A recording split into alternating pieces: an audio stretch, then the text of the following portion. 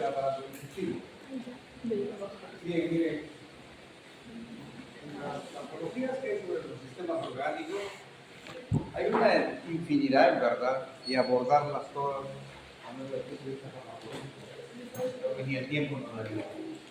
Entonces tenemos que tocar las entidades más emblemáticas, las más trascendentes, ¿sí? ¿Puedo desconectar el ventilador? Claro.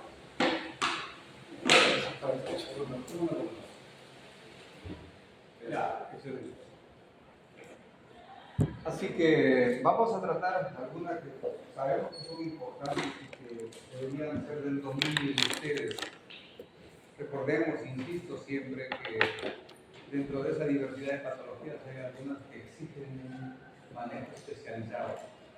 Y eso no debe ser la exigencia para que ustedes, digamos, se esfuercen en formarse o conocerla. Pero algunas sí, las que son comunes, las que son frecuentes, deben ser obviamente del interés supremo de ustedes, ¿sí? Recuerden que en algún momento, no sé si ustedes comentaban, los estudios que se han hecho de salud pública, por ejemplo, indican que el médico general que sabe de la necesidad de medicina del país debería estar profundamente capacitado en las enfermedades ambulatorias. Las facultades de medicina no deben intentar formar médicos que se especialicen antes de ser especialistas. Entonces yo no tendría, sería irracional, por ejemplo, exigir que ustedes dominen antiarrítmicos, que no lo vamos a usar nunca como médico general.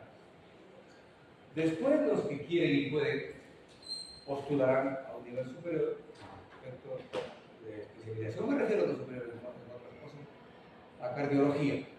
Y ahí sí tendrán que dominar antiarrítmicos. Entonces es totalmente irracional y es un despropósito que les demos esos temas. Lo mismo sobre antineoplasia. Por favor. Yo soy un médico de ya que tengo experiencia médica como 40 y tantos años. Nunca pues he manejado un caso de neoplasia. Y no es porque no me sienta capaz de aprender y manejar esos juegos, sino que no es mi nivel, no es mi competencia. Para eso están los especialistas. Ahí es donde caben las especialidades. ¿Sí? Entonces, por ejemplo, la enfermedad que vamos a tratar de inicio, la llamada enfermedad silopéptica, es cotidiana. Y en la actualidad, en verdad, en la actualidad, es cada vez más y más frecuente. Y desafortunadamente más y más maltratada. Mal diagnosticada y maltratada. Entonces, es urgente, repito, que nos informemos sobre las bases, en este caso patogénicas, fisiopatológicas, sintomatológicas de la enfermedad silopéptica en general y obviamente en su manejo farmacológico y en el no farmacológico. ¿Sí? Entonces, respecto al aparato digestivo como una mirada general, tenemos que recordar o insistir en que deben sí ser bien basadas en los conocimientos fisiológicos de la fundamentales, como son la secreción, la motilidad y la absorción. Y ustedes ya han hecho fisiología y entiendo que tienen una base suficiente y por lo tanto podemos empezar a trabajar sobre farmacología en este nivel. ¿Sí? La patología común es, como repito, la principal en verdad en la enfermedad acidopéptica. El término acidopéptico involucra, por si acaso, las dispepsias, las esofagitis por reflujo, la gastritis, la úlcera gástrica, la úlcera duodenal, una serie de entidades particulares. Alguien tiene un plumón, discúlpame, me he traído a prestar. Entonces, esto, por favor, consideremos. ¿Sí? La enfermedad, entonces, acidopéptica, repito, tiene diversos matices. Puede ser una dispepsia común. O sea, esa manifestación que el paciente nos dice que tengo indigestión, se me va el estómago, tengo gases, eructos, pero no más. Entonces, estás indigestable. Así que tómate indigestivo, más bien digestivo. Muchas veces ese digestivo no tiene ninguna, en verdad, validez terapéutica. Pasa. Bien, entonces la dispersión en algunos casos es funcional. Señorita, ¿puede decir buenas tardes? Buenas tardes. Acostúmbrese a la Sí. puede ser funcional. ¿Cómo así? Por ejemplo, los ancianos, ya por propio deterioro funcional orgánico, tiene lentitud, por ejemplo, en la absorción de nutrientes. Y es el que más se valora, el que más se distiende, rápido se llena, plenitud gástrica. ¿Está enfermo? No, simplemente está viejo. ¿Estamos? Y por lo tanto es normal para él. Hay dispersión. Tenemos la gastritis con varios subtipos, las úlceras, y aquí sí hay que destacar una que es la úlcera gástrica y la otra la duodenal. Y para colmo hay la gastroduodenal. ¿Okay?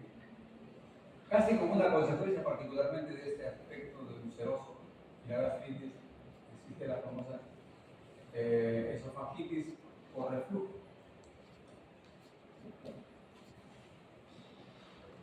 Que esto puede derivar en la enfermedad de Barrett, el esófago de Barrett. Y el esófago de Barrett, en algunos casos, termina en un cáncer de esófago. Esto sí es una secuencia demostrada. Entonces, miren la cantidad de entidades que hay. Y que esto sí debe ser de interés de ustedes, por favor. Y ahí nos vamos a centrar precisamente. Entonces tenemos la enfermedad acidopéptica, la diarrea, que también me interesa muchísimo remarcarlo, porque hay un pésimo manejo de la diarrea todavía. En los años 80, hace un montón de años, ya se hicieron todos los esfuerzos para definir adecuadamente qué cosa es una diarrea, identificar si es enfermedad o no es, porque a veces no parece ser una enfermedad, ¿sí? Y su manejo. El manejo cambió radicalmente en esos años que les digo. Pero por ahí siguen habiendo confusiones. Peor ocurre con el estreñimiento. El estreñimiento es un problema fundamentalmente cultural, por pésimos hábitos alimentarios. E incluso un detalle que les va a sorprender cuando hablemos de este asunto: los hábitos defecatorios. ¿Bien? Entonces, eso ocurre con signos en las patologías acidopépticas, en cuanto a la enfermedad acidopéptica ya en particular, revisemos rápidamente estos aspectos fisiopatológicos. O sea, ¿qué es lo que produce este proceso patológico? ¿Sí? ¿Qué factores están involucrados en su causa y en su autocontrol, en su defensa? Y ahí tenemos que definir con claridad que hay factores agresores potenciales o reales y hay factores defensivos vitales para la integridad de la mucosa gástrica. Recuerden ustedes que el ácido y la pepsina son agentes proteolíticos potentísimos. Si ustedes sueltan una gota de ácido clorhídrico, inmediatamente hasta se perfora la piel. Es tremendamente agresivo. ¿Sí? Y las pepsinas son enzimas que degradan la matriz proteica. Entonces, este es un factor gastrolesivo potencial inmenso. ¿Sí? Las sales biliares, incluso podríamos decir, son más agresivas que el propio ácido para la mucosa gástrica. Y las sales biliares, ¿cómo regresan al estómago? Por reflujo duodenogástrico. Porque las sales biliares se producen obviamente en el hígado y son transportados por el conducto hepático, ¿no es cierto?, el colédoco, y siguen el curso a través del intestino delgado, pero hay también una gran cantidad de casos de reflujo duodenogástrico. Así como hay gastroesofágico, hay reflujo duodenogástrico. Entonces, las sales biliares y los reflujos, aquí debería poner reflujos no solamente el cáncer esofágico, sino el duodeno gástrico, son factores agresores notables. Para colmo, se ha identificado, al menos en algunos casos, que el Helicobacter pylori, una bacteria que existe en nuestro medio ambiente, es un factor agravante y causante de este proceso de problema. Muy bien. Por fortuna, entonces, tenemos factores defensivos ante esta agresión constante, permanente. ¿El estómago deja de producir ácido alguna vez? Nunca. Simplemente tiene picos de incrementos y descensos, pero nunca deja de producir. Si no tuviéramos estas barreras, en verdad, hubiera perforación gastrointestinal inmediata y muerte de pacientes por hemorragia masiva.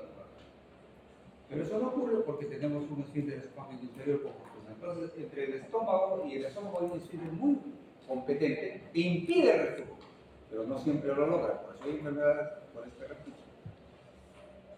Los mucos que se produce en el estómago es abundante y ahí se diluye el ácido y las pepsinas y no logra entrar en contacto de frente a la mucosa. Es una barrera notable del mucus. Además, en ese mucus hay bastante bicarbonato. Y el bicarbonato bloquea al ácido clorhídrico. Aquí también ubicamos a las prostaglandinas que ustedes las conocen. Cuando hablamos de aire, ¿se acuerdan? Hablamos de las prostaglandinas gastroprotectoras, que son fundamentales para la integridad de la mucosa gastroduodenal. El óxido nítrico es otro factor protector importante. El flujo sanguíneo mantiene un aporte de oxígeno y nutrientes al estómago para que pueda restablecerse rápidamente, recuperarse y sanarse. Y el recambio celular. El epitelio gastrointestinal, ¿qué vamos a hacer? Llegaste tarde, pero que no te voy a votar. Está llegando un cuarto de hora más, pero tolerable, ¿sí? Bueno, entonces, el recambio celular es notablemente activo por el virus. Si saben que una célula que se desprende de la mucosa intestinal, ¿cuántos días dura? ¿Con cuánto tiempo se recambia una célula? Eso deben haberles comunicado o informado en fisiología. No más de 3 días. ¿Sí? Así que rapidísimo, si una se lesionó por el ácido y la pepsina, por fortuna rápido es reemplazada por una célula nueva. Este es el mecanismo fundamental. Entonces estamos en un permanente conflicto cotidiano, todos los días, a cada momento, de estos factores agresores con los factores de flujo. Y en algún momento se rompe ese equilibrio y se desencadena la enfermedad ácido-péptica. Se desencadena porque a lo mejor los factores agresores superaron a las defensas que estaban normales. O, a pesar de estos factores estar normales, se vino abajo las defensas. ¿Se dan cuenta? ¿Sí? No solamente ocurre la enfermedad porque esto se incrementó, sino porque también esto está normal, esto simplemente falló. Y a veces se incrementa esto y esto se hace menos eficiente. Bien, entonces ahí estamos reiterando la necesidad de considerar ese equilibrio que nos mantenemos nosotros. En verdad, la vida es un constante equilibrio, una constante lucha entre los pros y los contras. Y a veces vence o gana uno de estos elementos. ¿Sí? Esta es ¿por qué se conocen estos artificios? Esto no sale en la pantalla de la aparato. No podemos hacer nada, ¿no? Bueno, este es un esquema de cómo se sintetiza, cómo se produce el ácido clorhídrico. Imaginémonos, esta es una célula parietal de la mucosa gástrica. Este es el torrente sanguíneo y aquí está la luz del estómago. Este es bastante esquemático, en verdad. Bastante esquemático y van a encontrar diversas figuras ustedes en su literatura. Pero primero ahora aquí remarcamos qué sustancias son las que activan, dinamizan la secreción gástrica. Se ha identificado 3 elementos acá: la acetilcolina, la histamina y la gastrina, como los más importantes. Hay otros, pero que no tienen la trascendencia de estos, ¿sí? Cuando se activan estos juntos o cada uno por separado, inmediatamente desencadenan esta secuencia de hechos. Hay un intercambio de iones, en este caso, por ejemplo, entre el bicarbonato, para que se forme en el interior ácido carbónico. ácido carbónico, exactamente. Y ahí, el ácido carbónico se degrada en bicarbonato y los protones o hidrogeniones, ¿sí? El hidrogenio llega a la pared de la célula parietal y por acción de esta enzima que es importantísima de reconocer, la hidrogenión potasio ATPasa, o ¿cómo se llama? Bomba de protones. Es expulsado el hidrogenión hacia afuera y permite la ganancia de un protón, perdón, de un potasio, sí. De tal manera que cuando el cloro que pasa pasivamente, esto es activo y esto es pasivo, se junta el protón con el cloro. Pero miren, no se junta dentro, se junta en la luz. Aquí está incorrectamente dice luz del estómago. Los cananículos intracelulares de la célula parietal, que de ahí obviamente van a la luz del estómago. ¿Qué pasaría si se une el protón con el cloro dentro de la célula parietal? Se destruye. Estaríamos generando ácido clorhídrico intracelular, la destruye de inmediato. Por eso la naturaleza es tan sabia que hace que este ácido clorhídrico se forme en la luz del cananículo intracelular, que es prácticamente la luz gástrica. Entonces ahí ya no hace tanto daño porque aquí hay mucus, cantidad, hay prostaglandinas, etcétera, etcétera. Muy bien. Lo curioso, miren, este es un detalle que no se ve en ninguna otra especie animal. Hay un gradiente notable de pH. A nivel de la célula parietal, el pH es 7.3, es un pH fisiológico. Pero en intracanalicular o en la luz gástrica, miren a cuánto va, a 0.8. Es una acidez notable, intensa. Y aquí que es ya alcalino, interior celular, ustedes saben que el promedio de pH es 7, ¿no es cierto? 7.3 es ligerísimamente alcalino. Pero miren cómo de este nivel, en realidad alcalino, se convierte a una acidez de lo notable. Bien. Ahora, quiero también por aquí enfatizar este asunto. La producción de ácido clorhídrico nunca se mantiene en un solo nivel. Tiene ritmo y horario. Y podemos graficarlo.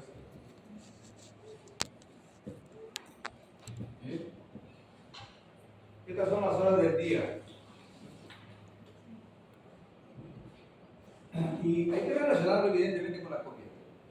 Nosotros jóvenes nos hemos acostumbrado, escúchenme lo que voy a decir, pésimamente a comer 3 comidas principales.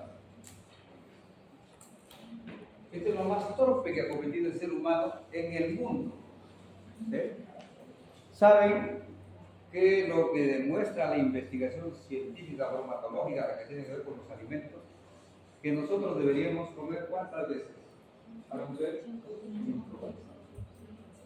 Cuando menos 5 comidas diarias. Y eso significa ingerirlas cada 3 horas.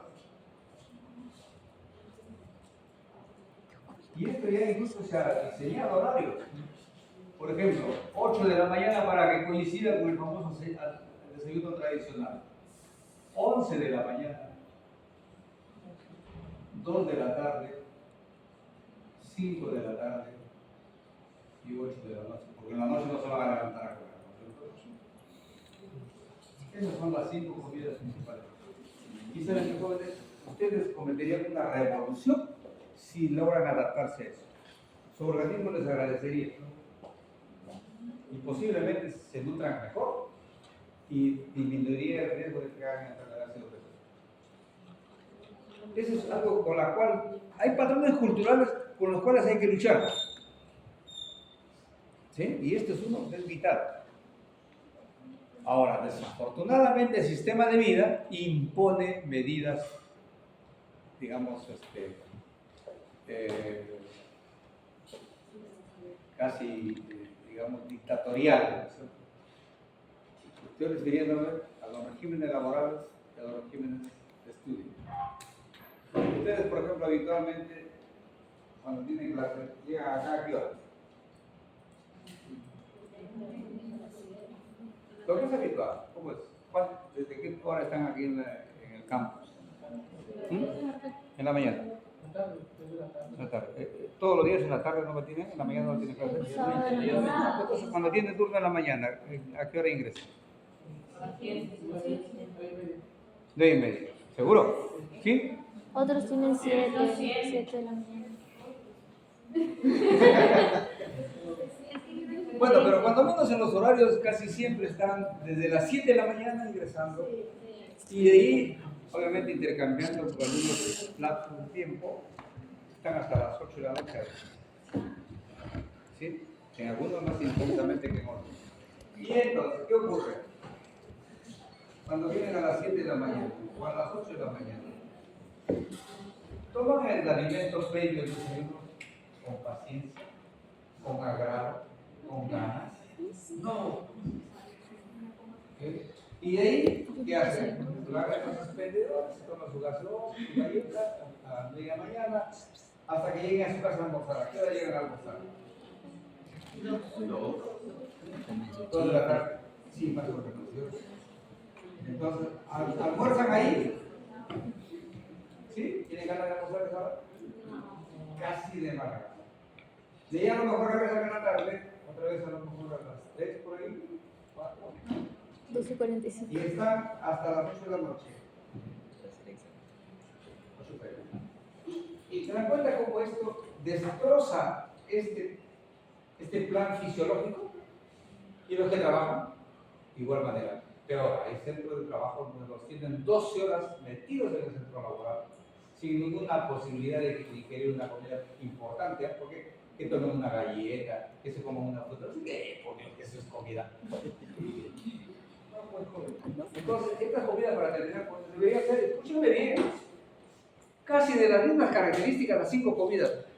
Rompamos, mandamos al diablo, rompan las tazas, los pomos de desayuno. No. Sírvanse el plato, por favor.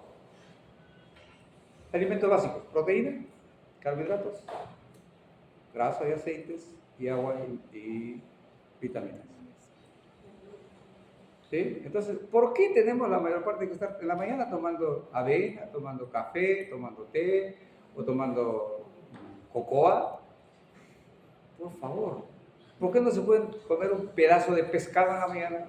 O un pedazo de pollo o de una carne roja, pero pedacitos, no la glotonería de la que estamos hablando. Las 5 comidas deberían ser así, joven. Eso es lo que de hace tiempo se sabe, pero ¿quién lo cumple? Nadie. Bueno, entonces nosotros acostumbramos a venir desayuno, almuerzo y comida. Y eso, a eso que nuestro organismo se adapte, el aparato digestivo se adapte, y la producción de ácido comienza así. Bueno, de la noche viene así. En el desayuno, una hora antes, 3 horas después, hay un pico, otro pico, luego baja, con el almuerzo igualito. Eso es lo que ocurre normalmente en el ser humano común. ¿Ya? Entonces, y aquí, antes de irse a dormir, buena noche, hay otro pico. Tenemos en verdad 2, 4, 6, 7 picos de producción de ácido. Y ese pico significa que la producción del ácido ha aumentado notablemente. Y está más agresivo que la producción basal, más agresivo que la producción basal. Porque nuestras defensas no fluctúan, también no suben y bajan, están siempre lineales. En cambio, esto es lo que está aumentando. Por fortuna, como aquí tomamos el desayuno sirve como un buffer, y ahí, digamos, entretiene el ácido y la toxina. En el almuerzo de igual manera, en la cena de igual manera. Pero aquí está vacío, porque los alimentos demoran, lo más difícil de digerir, 3 horas. Después está el estómago vacío. Esto sirve para que después, cuando hablemos de antiácidos, les tenga que decir que usar antiácidos, como estos líquidos blancos que a veces toma la gente, no, pues se administra como la mayor parte de veces, y se toma cada vez que tenga molestias, antes de la comida, después de la comida. Eso es irracional, torpe hasta el extremo. Se considera que deben usarse 7 dosis diarias de estas cosas. 1 hora y 3 horas después de la comida. 1 hora y 3 horas después. 1 hora y 3 horas después. y a la constancia. La dosis más acá. ¿Cuántas dosis son? 7 dosis. ¿Qué médico indica el antecido así? Nadie. 3 veces al día, después de la comida, antes de la comida. ¿Sí? Estamos engañando pues, al paciente. Hemos dicho, no, estamos demostrando que no sabemos manejar la enfermedad COPD. ¿Sí? Bueno, entonces, le decía que fluctúa esa producción de ácido y pepsinas de una manera notable. Y nosotros deberíamos estar alertas para saber indicar el medicamento de tal modo que realmente controle esa producción, al menos en su momento que está un poco en exceso. Bueno, ahora, obviamente estos agentes que hemos señalado ahí, como la histamina, la acetilcolina y la gastrina, tienen sus mediadores. La acetilcolina, bueno, ustedes, mayormente los receptores muscarínicos M3, la histamina, los receptores de histamina 2, H2, la gastrina, perdón, los receptores de la CCK2, que es de la colecistoquinina.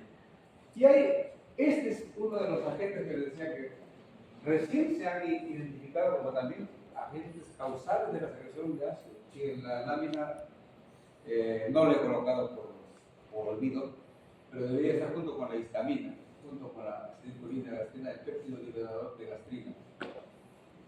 Que por si acaso, ustedes en los libros de fisiología van a encontrar un mediador que se llama bombecina. Es el mismo, sino que la bombecina es típica especialmente de los animales inferiores como los batracios.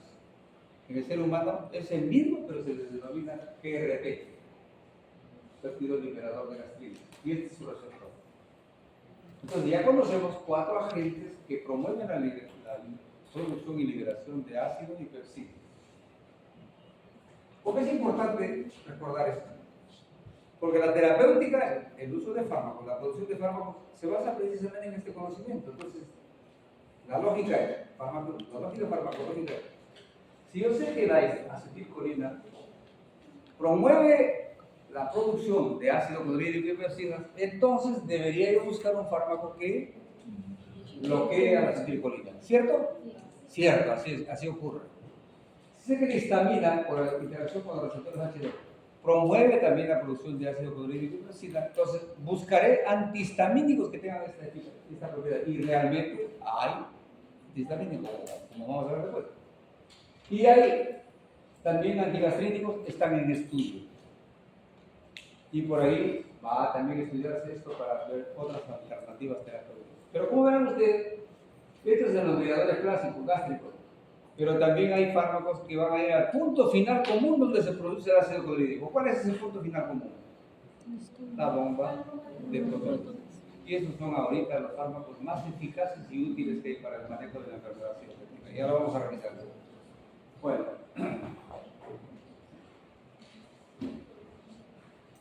Entonces, ahora que ya conocemos estas bases que son fisiológicas, vamos a ver qué hacemos con el manejo farmacológico. Entonces, la estrategia farmacológica es la siguiente. Haré lo posible por disminuir la secreción gástrica como objetivo terapéutico. Claro que sí. Entonces, voy a tener que disminuir en este paciente su producción de ácido y pepsina para que mejore su sintomatología y se pueda curar. ¿Cómo lo hago? Deprimiendo la secreción gástrica. ¿Específicamente con qué? Con bloqueadores H2, eso es lo que decía, para la histamina. Muy bien, estos son probablemente uno de los más antiguos de los fármacos modernos y incluyen a la cimetidina, la ranitidina y etc. La ranitidina lo he empleado para informar de que ese es el prototipo, el modelo de bloqueadores H2. El primero que se empleó históricamente fue la cimetidina, pero ha sido superado y prácticamente casi sacado del mercado por los beneficios de la ranitidina, que es superior. Y además, porque este fármaco demostró tener ciertos colaterales que fueron muy serios y ya lo voy a referir. Bueno, todos estos fármacos tienen una buena absorción oral y la presencia de alimentos no interfiere con su absorción, o sea, digamos, se podría dar juntos. ¿Sí? No afectan la motilidad porque eso ha sido un gran problema de los fármacos antiguos que podían acelerar la motilidad, otros atenuarla. ¿Qué pasaría si aumentamos la motilidad gastrointestinal como efecto colateral del medicamento? ¿Qué ocurriría? Más secreción. Si tú le das un bloqueador H2 a un paciente, obviamente te mejora tu sintomatología de hiperacidez. Pero ¿qué colateral mostrarías si sabemos que aumenta la motilidad gastrointestinal? Por favor, es elemental. El tránsito intestinal está elevado, ¿qué ocurriría? Diarrea. Por favor, por favor. No me preocupes. Si esto es elemental, jóvenes, y que se queden absortos, me preocupa sinceramente. Habría diarrea. Y si lo inhiben, ¿qué ocurriría? Muy bien. Esto me interesa remarcarlo. Recuerden que yo les he dicho, lo que me interesa es que ustedes, digamos, privilegien en cuanto al aprendizaje, es lo que yo remarco en la exposición y lo que generalmente subrayo en el texto. Por favor, porque esto es básico. Todos tienen la misma eficacia terapéutica, por favor. ¿Y por qué remarco esto? Porque la industria farmacéutica que se encarga de contaminar la formación médica y distorsionarla y corromperla, viene con su producto, por ejemplo, la famotidina, o un nombre comercial tal, y les dice, doctorcito, mire, la ranitidina ya es antigua, yo aquí le traigo un fármaco moderno, que su principio activo es la famotidina, y este es superior, y aquí le alcanzo unos estudios que indican que es mucho más eficaz y mucho más seguro. Estafadores de miércoles. No es cierto, jóvenes, no es cierto. Todos, por favor, son equivalentes en cuanto a sus resultados y a su eficacia. Por favor, espero que no se olviden de eso. Y si lo recuerdan, no se dejen convencer porque les digan, recéntelo con el doctor y al menos les traen un regalito, un lapicero, un tensiómetro o una invitación a una hiena, a la roja. Por favor, tomen en su casa.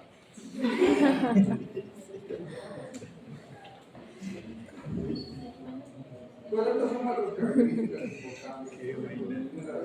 Y la concentración de protones de perfil y factor intrínseco. Cuando se encontró que no solamente disminuye la secreción de ácido clorhídrico, hipercina y factor intrínseco, entonces hubo una alarma. ¿Por qué? ¿Qué es el factor intrínseco? De la vitamina B12, factor intrínseco de cáncer. El factor intrínseco de cáncer se refiere y de la vitamina B12. Exacto, con la vitamina B12, pero ¿qué función tiene? El hematopoiesis. Entonces hubo una preocupación y se dijo, como disminuye también la formación del factor intrínseco, vaya a tener consecuencias con uso prolongado de anemia. Pero no ocurre, por favor, ya. No ocurre, porque todos los estudios han confirmado que eso es una sospecha teórica. No. Esto sí incrementa los niveles de gastrina. ¿Por qué? Porque nuestro organismo, como les dije hace un rato, siempre trata de lograr el equilibrio. Si ve que si ante el equilibrio está produciendo más ácido que las defensas, o a la inversa, entonces el organismo, cuando se ha modificado eso, trata en lo posible de llevarlo al nivel original. Esa es una ley biológica. Así que si yo estoy bajando, miren lo que voy a decir, si yo estoy bajando farmacológicamente la producción de ácido clorhídrico, ¿qué va a hacer mi organismo como compensación? Por otros medios, aumentar el ácido para lograr el equilibrio anterior. Y eso es en verdad pernicioso. ¿Y cómo lo hace? Por otra vía. ¿Cuál es la vía preferente? La gastrina. ¿Y qué ha ocurrido? Que con algunos fármacos, particularmente con los IBP, como les voy a decir, se han formado incluso tumores carcinoides. Se han formado tumores de células productoras de gastrina y hay tumores carcinoides. Eso experimentalmente, cuando menos experimentalmente. No se ha logrado evidenciar todavía en humanos, pero hay esa precaución que hay que tener en cuenta. ¿Sí? Pues eso la SECSID está revisando siempre. Por eso en medicina, jóvenes, nunca se olviden, existe este concepto de educación médica continua. Cuando ustedes terminan, no crean que ya se agotó el conocimiento de la medicina para ustedes. No, porque al otro día que ustedes se graduaron, ya habrá una información diferente, adicional, que a lo mejor corrige una anterior o lo mejora. por Dios, están exigidos ustedes para estar actualizados, seguir estudiando todos los días hasta que deje de ejercer la profesión. Entonces, el médico dejará de ser alumno, pero nunca se despida.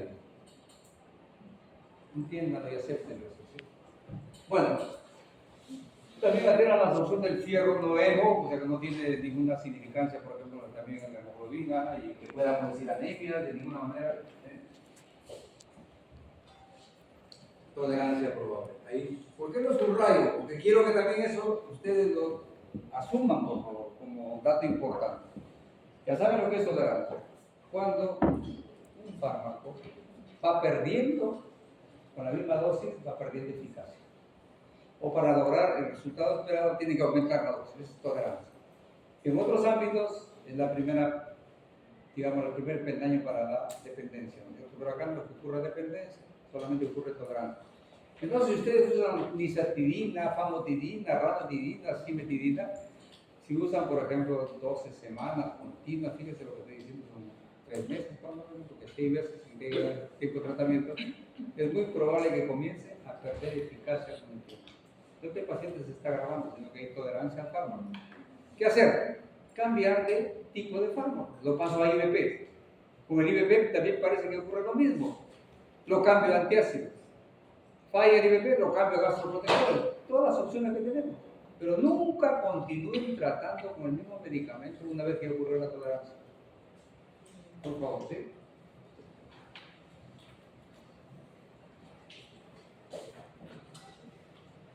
¿Colaterales? Sí, pues como cualquier fármaco puede haber colaterales, por fortuna en este caso son escasos. Son los siguientes: diarrea, cefalea, formación de desloales y nitrosamina. Ojo con esto, ¿sí? La nitrosamina, jóvenes, ocurre en este caso, pero también ocurre por el tipo de ingesta alimentaria.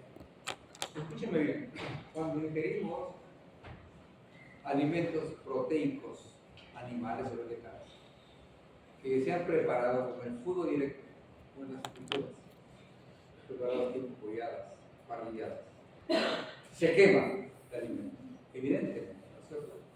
Esa quemada que ocurre en el alimento forma 2 sustancias, nitrosaminas y además hidrocarburos poliinsaturados, demostrados, escúcheme, cancerígenos y mutagénicos.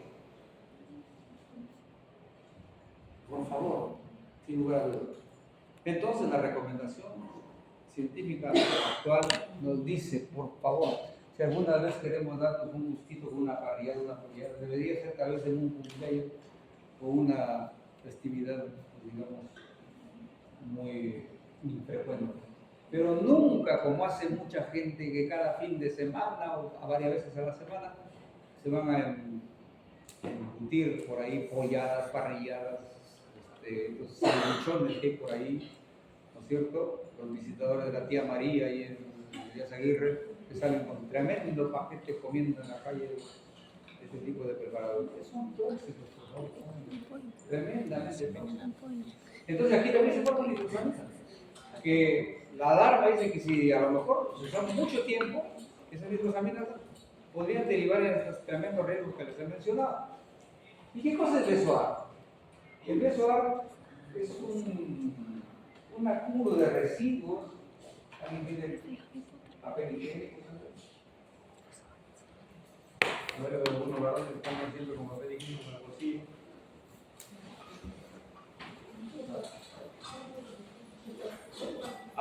Muchísimas gracias. A propósito, me sorprende, ¿verdad? Y me sorprende gratamente que al menos en esta proporción que he verificado, hay notablemente una mayoría de mujeres.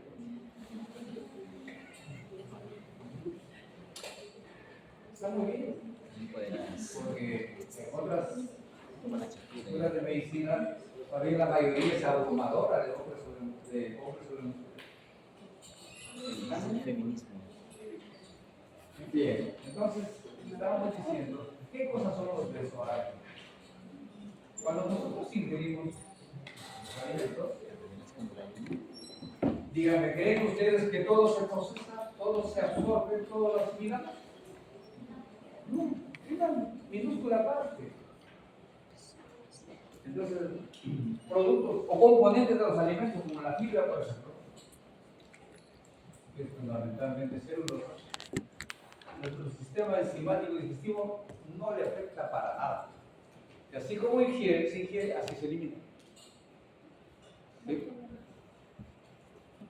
Tiene otra utilidad, por ejemplo, la celulosa, la fibra, para mantener la consistencia de la defecación y no sufrir estreñimiento, eso sí, pero que nos sirva como nutriente no sirve para nada. No somos rumiantes, por ejemplo, ellos sí lo aprovechan. ¿Sí? Pero bien, entonces, hay fibra, celulosa en las comidas, hay una serie de otras sustancias, ¿sí? Residuos, por ejemplo, ahora en la alimentación moderna, colorantes, saborizantes, preservantes, esa es la alimentación moderna. Y todo eso, incluso hasta nos puede ser dañino, como los colorantes, los saborizantes y los preservantes, pero van a formar gran parte de la masa fecal. ¿Sí? Entonces, como esto logra por ahí un poquito adecuarse para que pueda conformar la masa fecal y después defecarse, eliminarse, ¿qué ocurre? Si yo uso un fármaco que disminuye la cantidad de ácido clorhídrico y pepsina, que es fundamental para la degradación alimentaria, la comida esta que ingiramos acá, ¿se va a degradar tal como debería ser? No, va a quedar una mayor cantidad de residuos. Y se forman masas, no se imaginan ustedes. Hay veces tienen que operar a algunos pacientes, especialmente de tercera edad, porque resulta teniendo un bulto intestinal que ya no puede transitar y le produce obstrucción intestinal. Y se sacan masas así. No sé si ustedes han visto algunos en el campo o en la sierra, la defecación de las vacas. Son unas masas así como pelotas de residuos de pasto. Igualitos se obtiene en estos pacientes, se llama BSOAR. O sea, restos alimenticios que no han podido ser digeridos porque la producción de ácido y pepsina ha disminuido por el fármaco que estamos utilizando. Esos son los BSOAR. Líneas abajo, vean ustedes que dice la cimetidina, que se retira la cimetidina. ¿Por qué se retiró la cimetidina? Que fue el primer bloqueador H2 que se lanzó al mercado mundial. Y como siempre, creo que a veces comentábamos parecido, generó un entusiasmo extraordinario. Así que se usó, como siempre, desmedidamente. ¿Qué ocurrió? Obviamente hubo una respuesta extraordinaria, pues una mejoría notable de los pacientes, se trataba solamente con antiácidos. Entonces, un entusiasmo exagerado, se usó muchas veces de más, casi sin límite de tiempo. ¿Y qué ocurrió particularmente en varones? Hola. Eso que está ahí. Resulta que la cimetidina tiene una actividad antiandrogénica. De ella solamente, por si acaso, no vayan a pensar que todos los bloqueadores ansiosos, todos precisamente que sean de la ranitidina, la famotidina, etc., precisamente se han cambiado su molécula para que no tengan aquel radical que provocaba este efecto antiandrogénico. Y con el tiempo prolongado que se administraba, resultaba ese paciente varón, imagínense, un paciente varón con hiperprolactinemia. ¿Y qué pasaba con sus pechitos? Comenzaba a producir hechecita. Y comenzaban a crecerle las mamas, se volvían tetoncito. A algunos a lo mejor le convenía, pero al resto no, pues se espantaban. ¿Qué pasó? ¿Qué me está ocurriendo? Estoy volviendo chibolín, ¿qué pasa? Entonces, no solamente eso, sino que presentaban oligo o incluso azoospermia, semen sin espermatozoides. Una evidente feminización. Ya se imaginan, hasta suicidios tuvieron. Especialmente los machos, ¿no? Caray, que no quieren ni siquiera que se imaginen que puede tener algo de femenino, se suicidaron. Entonces, eso generó un espanto bárbaro. que hizo que se retire la cimetidina de manera plena del mercado farmacéutico mundial. Por fortuna, los demás que han quedado, como repito, ranitidina, etc., no tienen este riesgo, ¿ya? No tienen, así que no lo vayan a asustar por si acaso.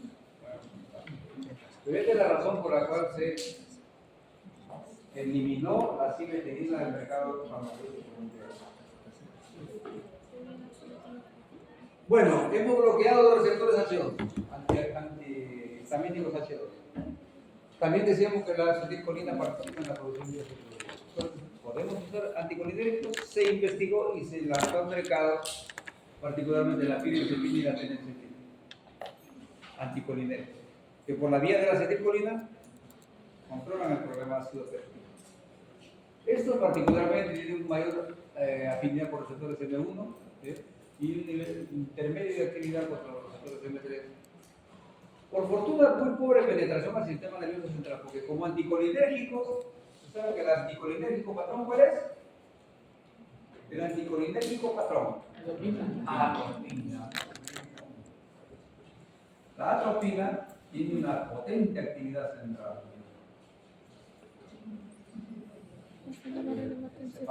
Y es un tremendo riesgo y colateral. Estos fármacos, por fortuna, no penetran, tienen muy pobre penetración al sistema nervioso central, por lo tanto, no tienen los efectos colaterales típicos de la atropina. Con el uso, por favor, particularmente con las pirencepinas, se encontró que había ciertos riesgos hematológicos, ¿ya? Hematológicos serios. De modo que en la actualidad se está usando muy de vez en cuando solamente la tenenzepina. Ya no se usa sino más la pirencepina. Dense cuenta de esto, jóvenes, por favor, no pierdan de vista esta regla. En los medicamentos, en la mayor parte de casos, para que verifiquemos que un fármaco realmente es tóxico, tiene que pasar muchos años. Miren lo que ocurre, es una realidad media triste, oscura, y los medicamentos que nunca deberían usarse se retiran después de 5 años cuando menos, cuando ya tuvieron muchas víctimas, pero han ocasionado de inmensa ganancia a la industria farmacéutica.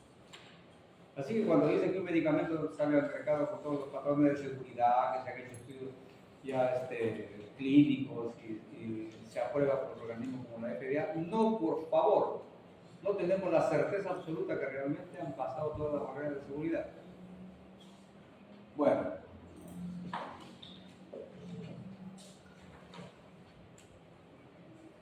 hay una referencia de que tanto los anticolinérgicos como los bloqueadores H2 tienen una actividad que se llama prostaglandino semejante, gastroprotectora, independiente de las particularidades que hemos señalado. Pero no tiene mucha trascendencia eso, porque simplemente es un detalle para nosotros. Ahora, hay enfermedades que no lo consigné cuando les hablé de las variedades de úlcera gástrica, úlcera dispersa y todo. Hay enfermedades muy especiales, como la del síndrome de Soli-Erickson y la mastocistosis sistémica, que son realmente, podríamos decir, patologías tumorales de células parietales, que producen un nivel de acidez, pero brutal, y que tranquilamente, si no se trata, el paciente se muere por perforaciones hemorrágicas digestivas, pero catastróficas, ¿sí? Estos dos procesos son un poco raros, pero existen. Y no responden a los antiácidos comunes, a los bloqueadores H2 comunes, a los IBP comunes. Se tienen que hacer combinaciones. Y una de las combinaciones que por ahí pueden usarse, como dicen que por efectos aditivos, se usan tanto los anticolinérgicos como los bloqueadores H2, incluso los IBPs, hasta 3 tipos de fármacos para estas enfermedades salvajes. Aquí repito, hay una hiperacidez brutal, ¿sí? Brutal. Ahí prácticamente el pH es 0.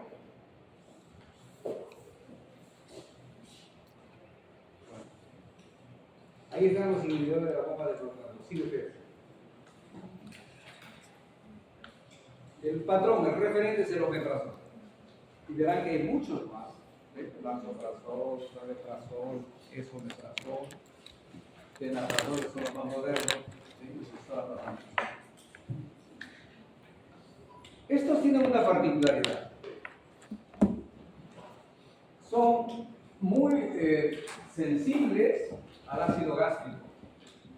La molécula, curiosamente, A pesar, miren ustedes, que el fármaco que resulta siendo una prodroga, para que se active, necesita el ácido gástrico, pero el ácido gástrico a la vez los destruye con mucha facilidad, se activa con mucha facilidad. Los activa y los destruye.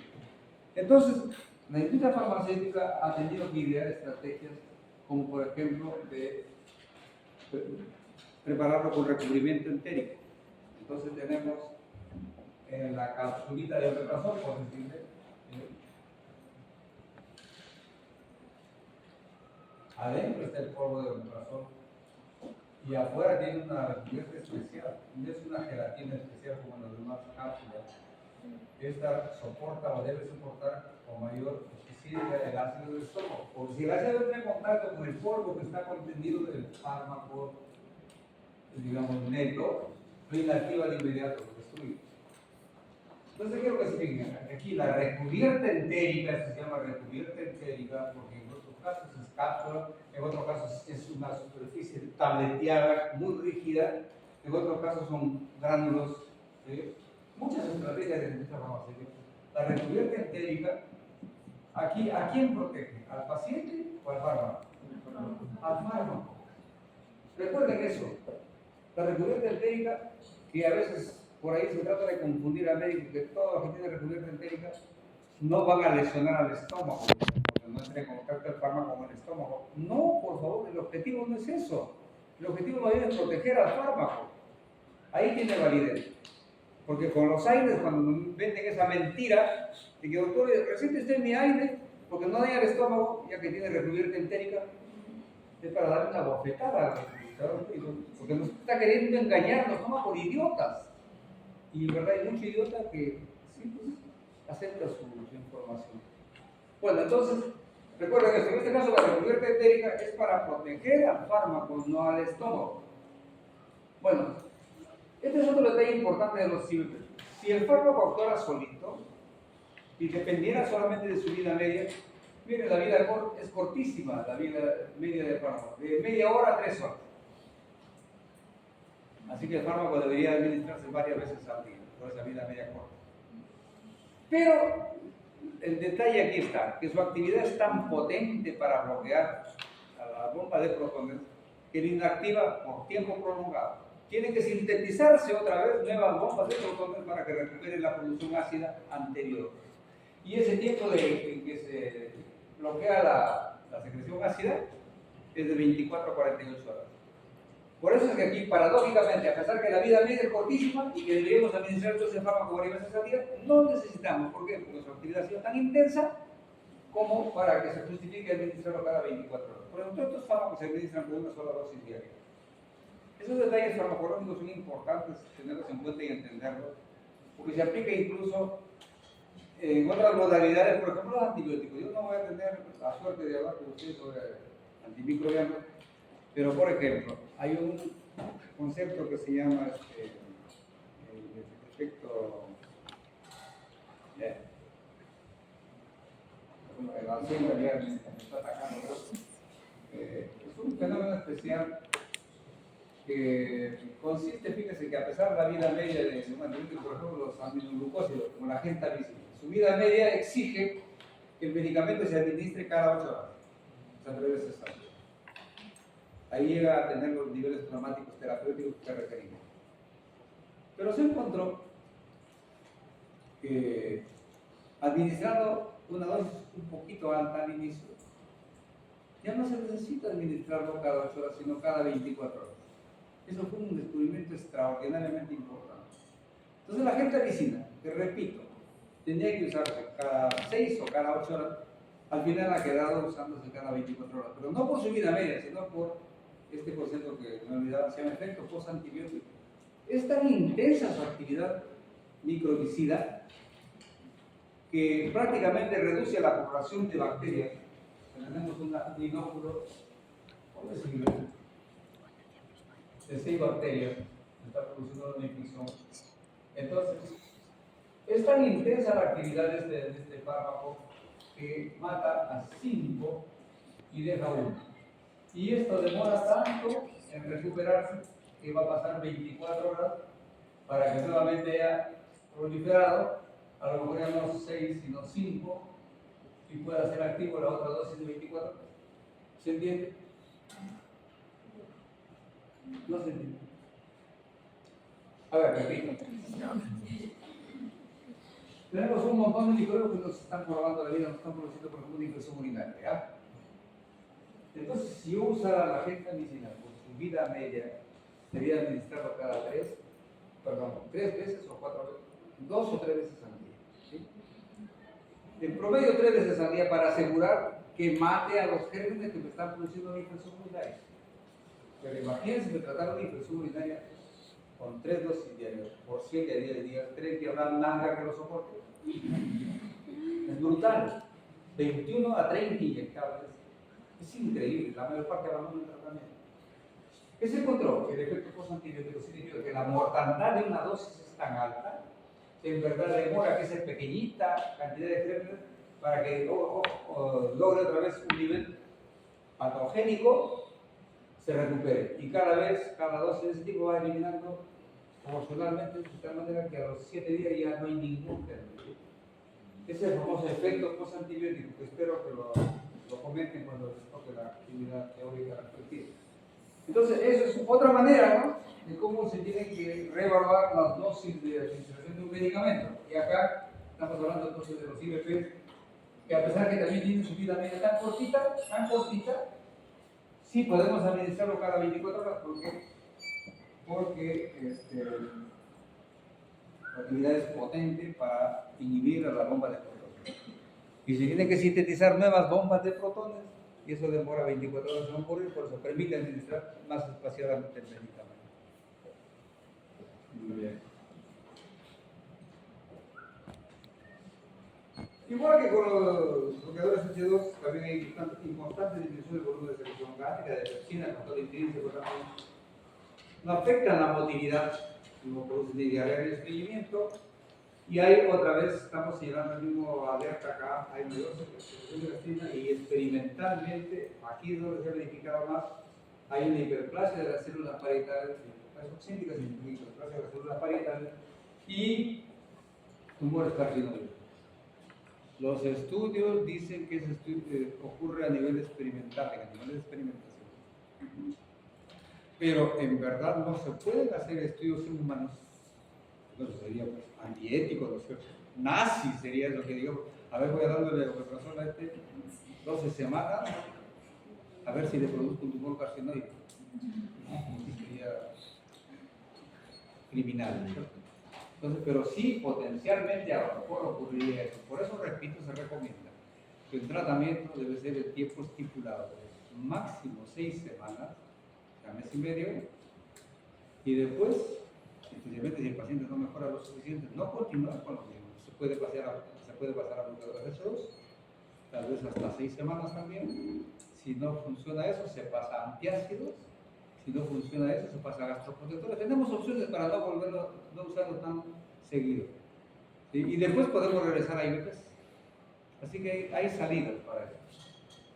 Bueno, los alimentos disminuyen la biodisponibilidad. Y también aquí otro detalle. Miren, se dice que deben, para que sean efectivos en cuanto a bloquear la máxima producción de la bomba de protones, idealmente se recomienda deben administrarse en ayunas y tal vez unos 30 minutos previos.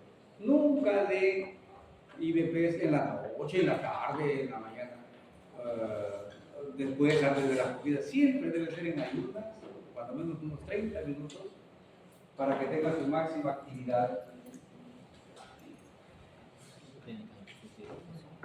Ahora, si comparamos los IVPs con los bloqueadores H2, no hay duda que a lo mejor podríamos decir que sus resultados son equivalentes. Aunque ya los estudios últimos parece que le dan cierta ventaja a los IVP respecto a los bloqueadores H2. Pero sí, si tenemos un paciente con úlcera particularmente péptica, los IVP son mucho más precoces y más eficaces en disminuir el dolor epigástrico. Recuerden que la enfermedad péptica no solamente es acidez, vinagreras, eructo, ¿no?, palonamiento, sino hay un dolor intenso en el epigástrico. ¿Sí? Entonces, ese dolor en muchos pacientes es insoportable e incluso se incrementa con el medicamento que tomamos, porque imagínense, el estómago está herido. ingieren una sustancia extraña, por más beneficioso que sea el medicamento, le produce incluso a veces más dolor. Entonces los IBPs controlan el dolor más rápidamente en los ulcerosos que los bloqueadores H2. Mayor eficacia comparativa en la esofagitis por reflujo. Por favor, ahora se considera que todas las esofagitis por reflujo no pierdan el tiempo indicando bloqueadores H2, ni antiácidos, ni gastroprotectores. Por favor, usen casi exclusivamente IBPs en la enfermedad por reflujo gastroesofágico.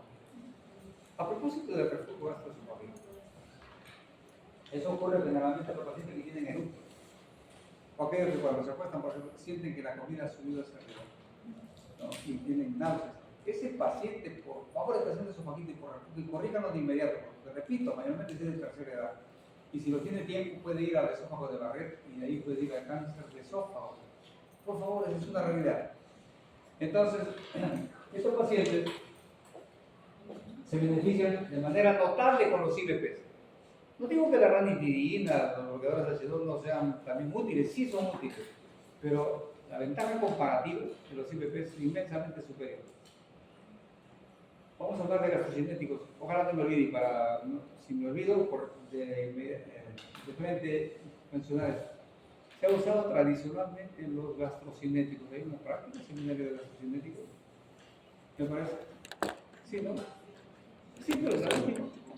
Hay algunos de los grupos de práctica que trabajan conmigo o de seminario, no me acuerdo bien. Los gastrocinéticos siempre se han usado como fármacos patrones en el reflujo porque armonizarían el movimiento gastrointestinal. Pero los estudios últimos nos dicen que no hay, digamos, eficacia demostrada de los gastrocinéticos, a pesar de que históricamente lo hemos utilizado, y así que mejor no usarlo. Pero los IBPs sí, por favor, en su momento. Curiosamente, los IBPs, lansoprazol o omeprazol, lo que quieran, tienen una actividad antimicrobiana, funcionan como antibióticos, pero solamente para el Helicobacter pylori. Entonces, los IBPs son parte integrante del esquema farmacológico de tratamiento contra el Helicobacter pylori. El Helicobacter pylori es una de las pocas infecciones que se manejan simultáneamente con cuando menos 3 o 4 medicamentos. Es un tratamiento un poquito complejo, ¿ya? Incluye a los IBPs. ¿Hay colaterales? Claro que sí. Hay interacciones con citocromo P450 que puede ser pues, por ahí expresada en inducción o microsomal, por ejemplo. Pero el pantoprazol, es decir, es una única ventaja destacable del pantoprazol respecto a los demás IBPs, no tiene interacciones farmacológicas a nivel de citocromo P450. Ahora, igual que como les he mencionado con los bloqueadores de la histamina H2, ninguno es superior a otro. También no se coman el cuento de que el IBP que va a presentar tal laboratorio es mejor que el otro. No es cierto, por favor háganme caso, no es cierto, no se dejen engañar. Todos son iguales de eficacia. Y insisto aquí también sobre la presentación genérica. Hay omeprazol genérico que vale centavos y el medicamento de marca vale soles y a veces tremenda diferencia de precio. Por favor, la eficacia y la seguridad es la misma. Por favor, nunca se olviden de esto.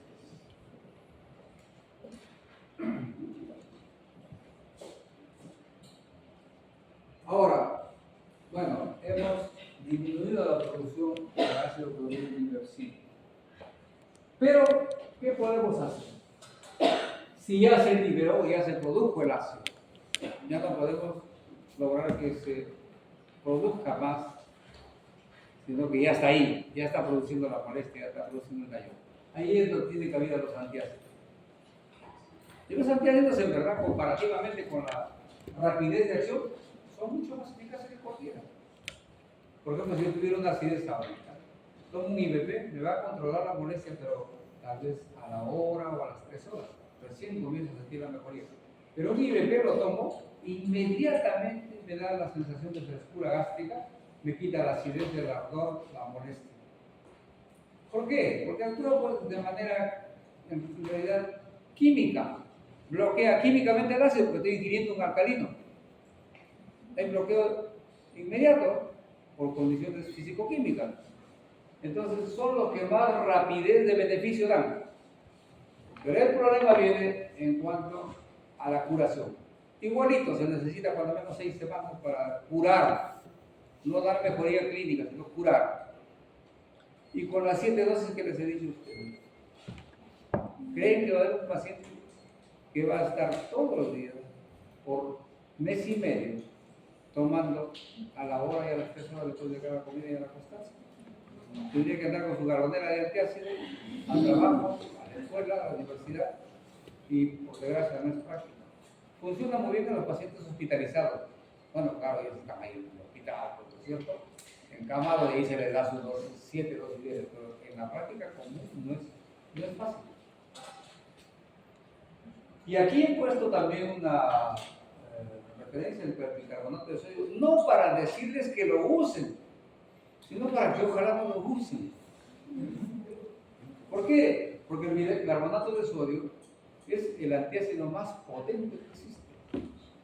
Si teníamos un pH, como hemos puesto ahí, de 0,8, altísima acidez, esto lo lleva de inmediato hasta 14, digamos.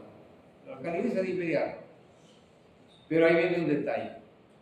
Viene lo que se llama fenómeno de rebote. Porque vuelta, insisto, el organismo trata de que si me están llevando a la alcalinidad, tengo que regresar a mi acidez previa. Es una cosa curiosa, paradójica. Entonces, resulta dando una distinción gástrica y un efecto de rebote. ¿Sí? La acción carminativa. Este es tal vez el único beneficio. ¿Qué significa carminativo? Facilita la eliminación de gases por las 2 vías. ¿Ya? Eso sí, entonces el paciente que está con su distensión, su gastritis activa, toma un antiácido, comienza a eructar y a soltarse por ahí. Y les da beneficio. Pero ese es un beneficio, pues, no como quisiéramos, ¿no? Porque la curación de la lesión demora mucho tiempo, cuando menos 6 semanas, repito, cicatrizar. Insisto en esto, ¿ya? Al paciente se le debe suspender el tratamiento, no cuando diga, ya estoy bien, doctor, y no tengo molestias. No, pues no tendrá molestia, pero la lesión todavía está ahí. Así que hay que darle cuando menos 6 semanas a los pacientes de tratamiento. Bueno.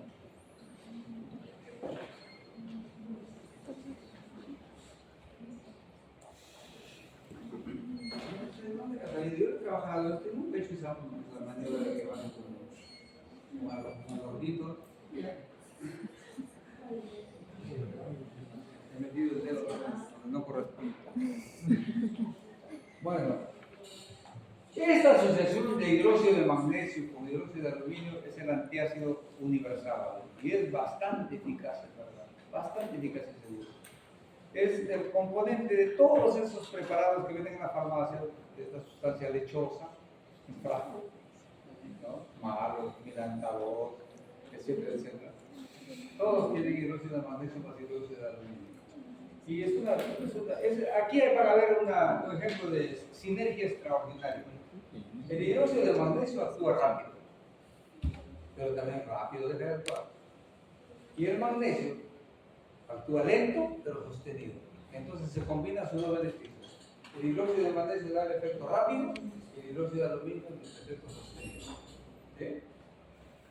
Uno tiende a acelerar el tránsito gastrointestinal. ¿Cuál creen ustedes? ¿El hidróxido de magnesio y el hidróxido de aluminio? El hidróxido de aluminio. Por eso, perdón, el hidróxido de magnesio. Acuérdense de la leche de magnesia. ¿Qué dice? No, pero ¿qué? ¿La leche de magnesia para qué se usa? Para el estreñimiento, como laxante. El magnesio estimula la contracción intestinal. Entonces, pero por fortuna, como aquí el magnesio está contrapuesto al aluminio, el aluminio es estreñente, se compresa. Así que en resumen, no hay ni aumento ni lentitud del movimiento gastrointestinal. También esto permite que la pepsina, que es tan patogénica como el ácido, se absorba. Fíjense el término ahí, no es ab, sino ad.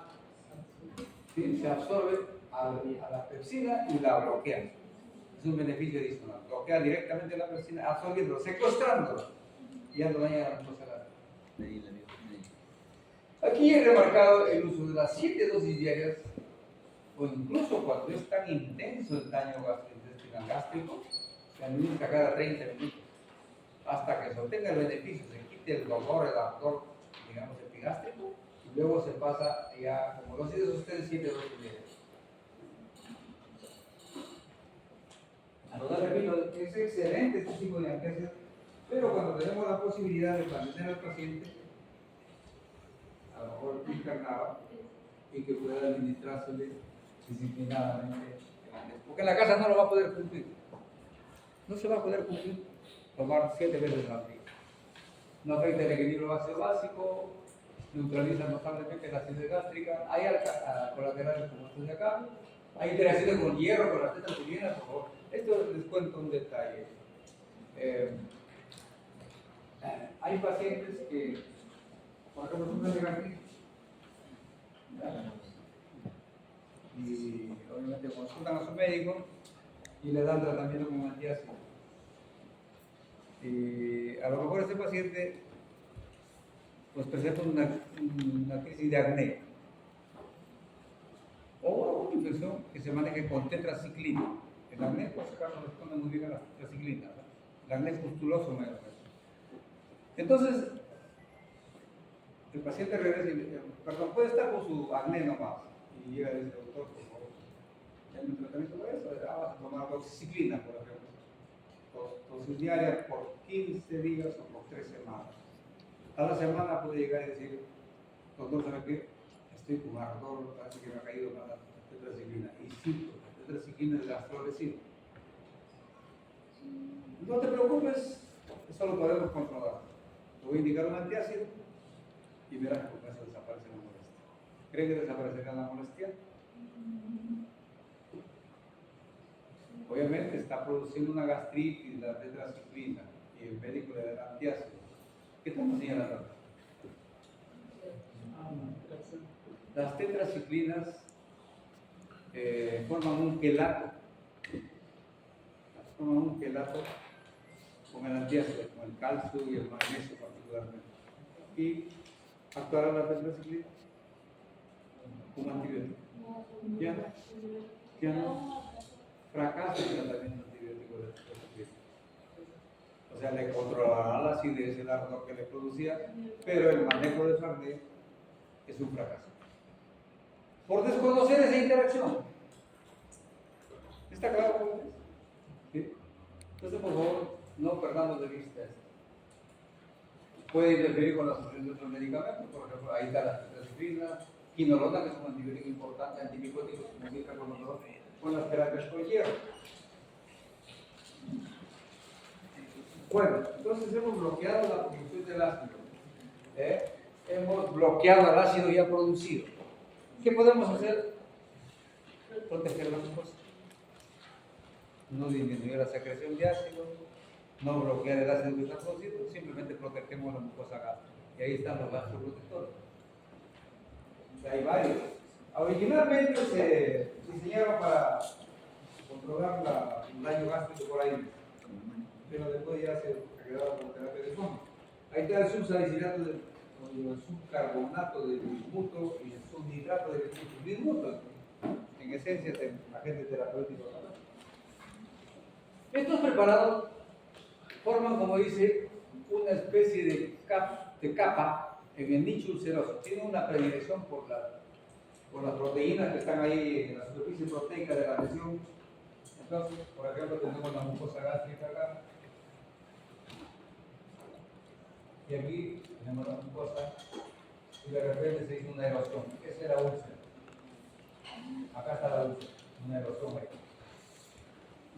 Y esto puede perforar el estómago, inclusive hemorragias masivas. ¿Qué hace el gastroprotector? Viene y tiene una predilección por esta superficie herida y lo llena, lo tapiza. ¿Ya? Entonces el ácido que se produce ya no va a ir a la herida, quiere entretenerse en el gastroprotector y por lo tanto ya no se lesiona más esa inflamación, irritación o herida o úlcera. ¿Sí?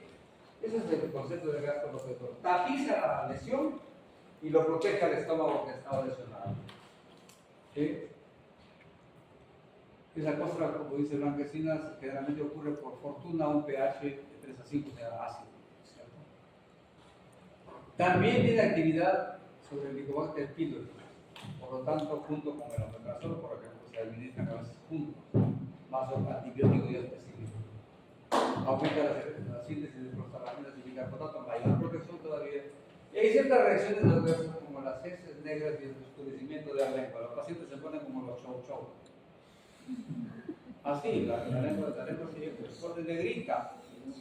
¿Sí? Pero por fortuna dura mientras la resistencia también, no se queda para toda la vida. Y esto sí, por favor, les alerta, porque muchas veces el paciente recibe estos preparados a base de bismuto y la ha leído o le han dicho que cuando la úlcera está sangrando o hay gastritis erosiva sangrante, la sangre se digiere. ¿Y cómo elimina la deposición? Negras. La deposición negra se llama melena. Clínicamente se le designa como melena. Entonces, si ese paciente sabe que tiene una enfermedad acidopermeable y le han dado un tratamiento que no sabe qué le va a hacer el bismuto, y de repente, porque muchos médicos dicen, por favor, sigue este tratamiento, y si presentara ese negro, se me viene de inmediato a un sitio de emergencia para que me internen para controlar la hemorragia que estaría teniendo. Entonces, se va espantado a la emergencia y dice, por favor, debo estar teniendo una hemorragia digestiva. Y resulta que simplemente sus deposiciones han tenido por el bismuto. Tengan mucho cuidado con eso, ¿verdad?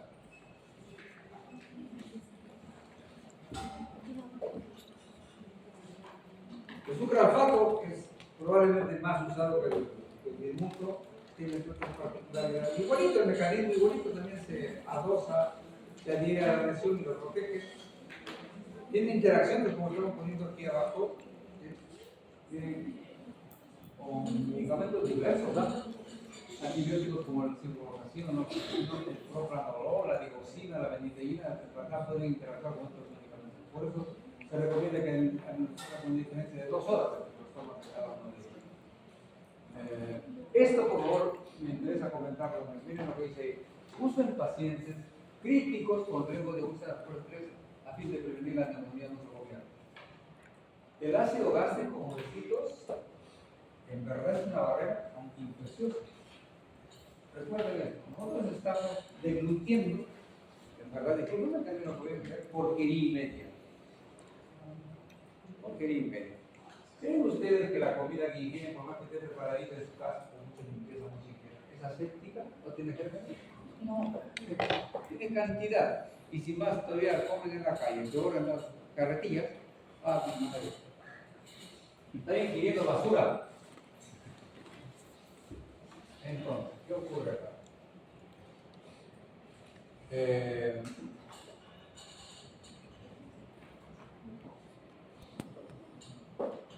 Con la comida está ingresando cantidad de gérmenes, microorganismos.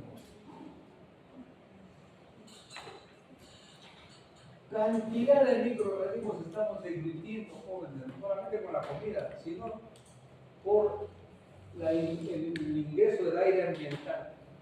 Nosotros, cuando pasamos la saliva, no podemos evitar que ingrese aire ambiental. Cuando estamos deglutiendo, cuando estamos hablando, ingresa aire ambiental. Y ese aire ambiental está poblado de gérmenes. Y peor aún si vivimos por el centro de Chiclayo. El centro de Chiclayo, ¿qué estamos respirando e inhalando y deglutiendo? Díganme con franqueza, ¿qué creen que estamos ingiriendo? Polvo, el polvo solito, limpiecito. Microbios, gérmenes, generalmente coliformes, gérmenes, disculpen que no voy a emplear de la caca, jóvenes. Les juro. Y esos gérmenes que ingerimos, por fortuna diríamos, en parte, una vez que lo ingerimos acá, el ácido clorhídrico los detecta y los mata. El ácido clorhídrico es una defensa para la situación gastrointestinal. Pero ¿qué estamos haciendo con estas terapias? Estamos inhibiendo la secreción de ácido y por lo tanto la población de bacterias que normalmente ingresan van a quedar intactas. ¿Y va a haber los riesgos de infecciones gastrointestinales? Sí. Pero curiosamente, ¿saben cuáles son las enfermedades infecciosas que se presentan en este tipo de circunstancias? ¿Cuáles creen? Pulmonares. Pulmonares. ¿Sí? En verdad es una cuestión que antes ni siquiera se nos ocurría. Y peor si estamos en un ambiente hospitalario donde hay superbacterias, donde hay una contaminación feroz de los ambientes hospitalarios. Entonces, si ese paciente está recibiendo tratamiento depresor del ácido gástrico, ¿sí? Puede haber una infección facilitada.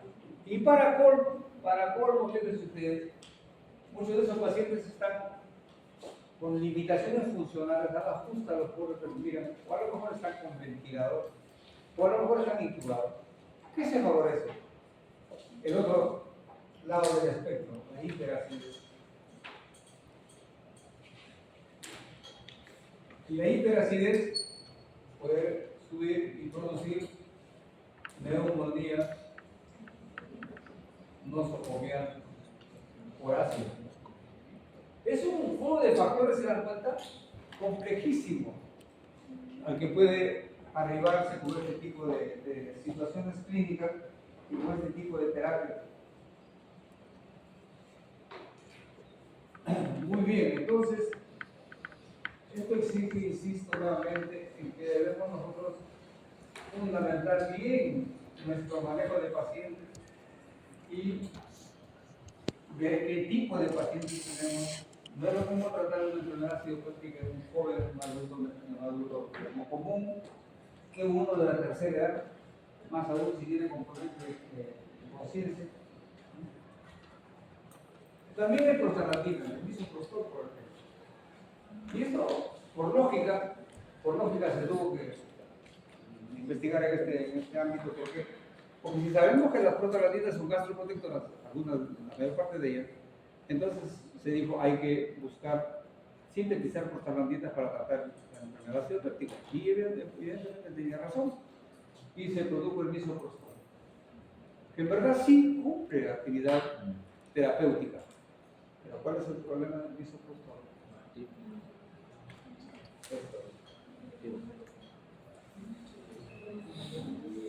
Algunos creo que sí están enterados ya. No espero que lo hayan, no creo que lo hayan usado. Es el abortivo más usado en el mundo moderno en la actualidad. El famoso Cytotec, como nombre comercial. Y es tremendamente eficaz para producir abortos, especialmente en los embarazos precoces. Es 100% eficaz para producir abortos. Así que su uso se ha vuelto prácticamente ilegal. Y cuando nosotros recetamos con fines de terapia gástrica, tiene que estar bien justificada la receta para que lo puedan expender las mamás. Pero en el Perú, pues, es una vez un saludo a la bandera y se negocia el Cytotec con fines fundamentalmente abortivos. Ahora, eso es el mal uso. Pero cuando sea necesario utilizarlo, tiene que hacer, por ejemplo, el tratamiento de una gastritis inducida por ahí, la lógica lo dice que las prostaglandinas serían de muy buena utilidad y verdaderamente lo son. Pero le podemos dar así sin informar al paciente que debe de tener en cuenta la posibilidad de un aborto. Por ejemplo, si es una paciente en edad reproductiva, decirle, por favor, mientras usas esto, primero descarta que estés embarazada.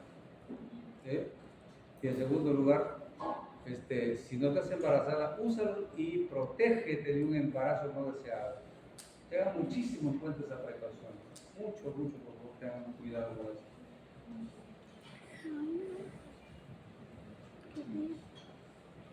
Ahí está sobre los procinéticos. Ahí lo que me interesa es descartar que no tienen los beneficios que antes se pensaba que tenían en la esofagito por el jugo gastroesofágico. Era que... ¿Hasta qué horas tenemos? 6:30. 5:30. 6:30.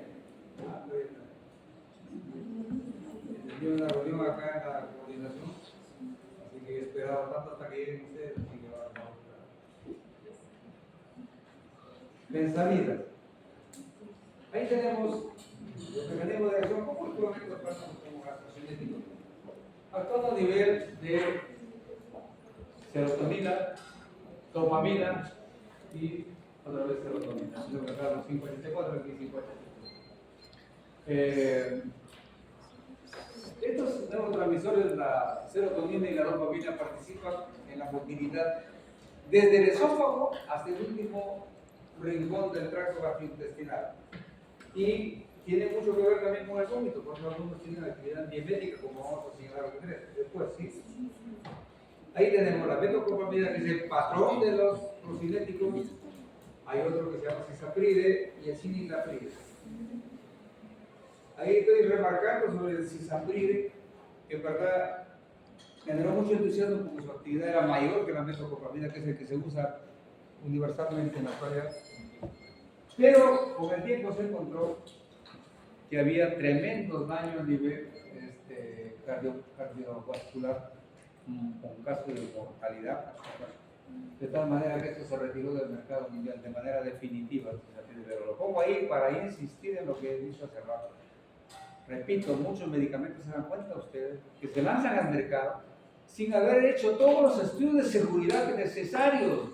Recordemos que estamos trabajando con personas, no podemos decir, vamos a ver cuántos se mueren para ver si lo retiramos, porque mueren un exceso o si mueren poquito. Es un razonamiento canalla. Por si acaso, por ejemplo, cuando se usaba mucho la hormonoterapia de reemplazo en la mujer climatérica, hubo un entusiasmo pero salvaje para que todas las mujeres se decía que deberían usar ya con fines preventivos hormonas para que no tengan la menopausia, digamos, dramática como tiene algunas, que no tengan osteoporosis, que su salud cardiovascular mejore. Increíble, su calidad de vida iba a mejorar. Me acuerdo de los programas de estas cabezas huecas como la Gisela Valcárcel, la otra Pamela Medina, cómo invitaban a ginecólogos para que hablen sobre la hormonoterapia de reemplazo. ¿Qué es lo que ocurrió? Con el tiempo se encontró que gran parte de estas pacientes hicieron cáncer de mama. Y lo más dramático, porque cuando se cuestionó el uso de la hormonoterapia de reemplazo de manera abusiva, no pude decir, algunos de nuestros medicazos que tenemos en el país, el ministro de Salud Pinillo, que dijo, no, caramba, dice, las estadísticas han encontrado una cierta relación causa-efecto, pero solamente de 100.000 usuarias se incrementan 5 o 6 casos de cáncer de mama. Así que por lo tanto, no hay que preocuparse. Yo decía, ¿cómo quisiera estar ahí para decir, y si esas 5 o 6 fuera tu madre, fuera tu hermana, fuera tu esposa, fuera tu hija, dirías lo mismo? No se puede permitir que muera nadie, pues. ¿Qué pensamiento tan salvaje y miserable puede ser de un adefesio de esto que llega al ministerio y decir, solamente han sido 5 o 6 muertes? Miren cómo la política contamina las mentalidades, pero de un modo salvaje. Bueno, entonces la cisapride tiene esa triste historia.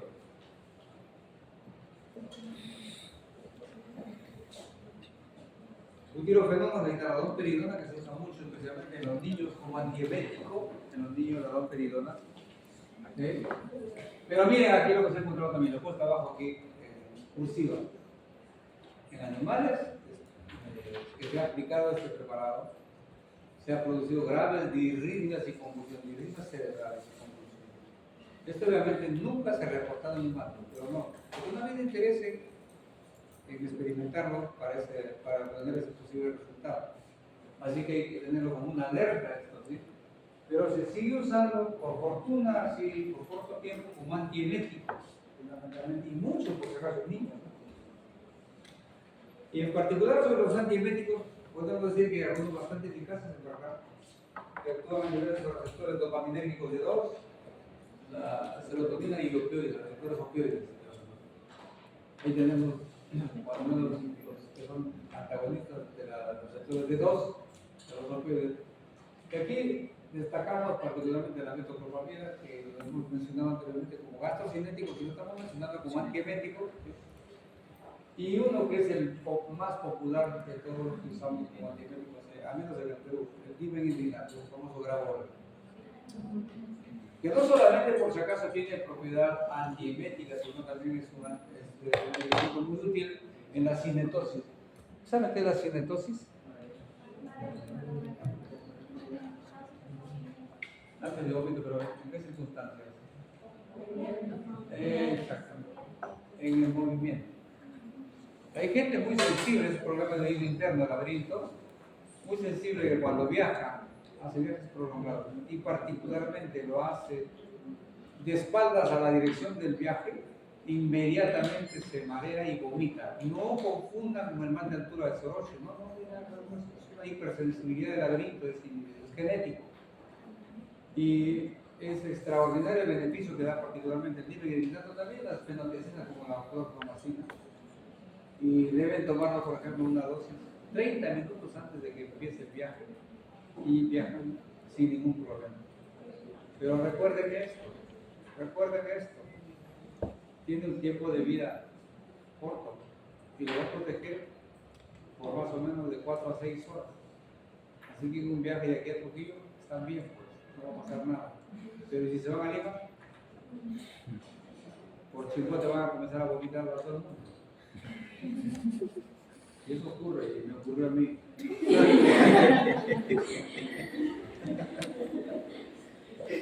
Les cuento, ¿verdad? Para que se vean.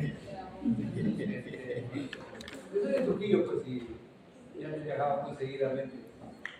Y cuando estaban mis hijos pequeños, tengo 4 reconocidos ahí que son varones. Te reconocí. Y el menor en ese tiempo todavía era niñito, pues, andábamos atrás, pero tenía la cinetosis. Yo tenía que darle dimetilglicinato, pues, como digo, 30 minutos antes de que quemaba, pero en esta ocasión el otro maldito se mató. Y llamaron a la agencia para que envíe uno para transbordo. Y el que enviaron tenía pasajeros, ya no había sido. Entonces, no importa, pues tenemos que ir en intermedio, porque estábamos para acá, y otro allá por ahí, algo así. Cuando no tuve en cuenta, me olvidé por el problema del tiempo que perdimos y todo el mundo estaba más irritado que nadie. Y yo le di a mi WhatsApp así, con la carita para acá, durmiendo cuando lo veo empezar. Y disparo. Pero me disparo creo hasta el almuerzo del día anterior. Y ahora le llenó. Con la blusa se le metió por el sostén, el vómito, la pobre enojadísima y con náusea y rabia. ¡Mire lo que me he hecho! Yo llegaba con mi hermano, mi hermano queridísimo, y el pobre agarra de su maletín y saca su biquirí, pero con muy buena intención a limpiarle el vómito y le mete la mano por el y la mujer se levanta.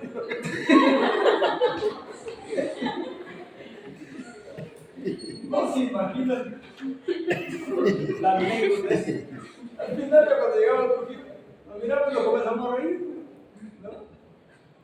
Mi pobre hermano recibió la bofetada porque me estaba manoseando. Y todo lo único que quería es limpiar todo el vómito que le había llenado por la blusa, por el sostén y todo. ¿Y por qué? Porque yo también cometí la negligencia de no pensar que estaba pasando el tiempo y que necesitaba otra dosis. Así que por favor no repiten esta